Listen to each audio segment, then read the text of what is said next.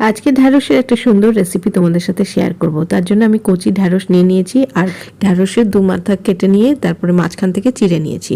ছোট ছোট ঢ্যাঁড়স নিয়েছি, বড় ঢ্যাঁড়স নিলে দু টুকরো করে নেবে।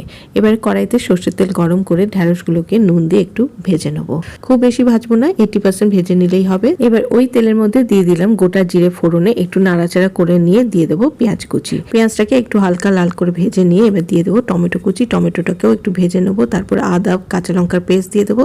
আদার কাঁচা গন্ধটা চলে গেলে এর মধ্যে দিয়ে দেবো হলুদ গুঁড়ো, জিরে গুঁড়ো, ধনে গুঁড়ো আর একটু লাল লঙ্কা গুঁড়ো। তারপর দিয়ে দেবো স্বাদ মতো নুন। তারপর জল দিয়ে মশলাটাকে ভালো করে কষিয়ে নেবো। কষানো হয়ে গেলে দিয়ে দেবো ফ্যাটানো টক দই। টক দইটা দিয়ে ফ্লেমটা লোতে রেখে একটু ভালো করে কষিয়ে নেবো। তারপরে ভেজে রাখা ঢ্যাঁড়সগুলো দিয়ে দেবো। ঢ্যাঁড়সগুলো একটু মশলার সাথে ভালো করে মিশিয়ে নেবো। তারপর দিয়ে দেবো সামান্য জল। 2 মিনিট ফুটিয়ে নিয়ে একটু গামাখামাখা হলে দিয়ে দেবো সামান্য একটু চিনি ও ভাজা গুঁড়ো মশলা। ব্যাস তৈরি হয়ে গেল ঢ্যাঁড়সের সুন্দর একটা রেসিপি।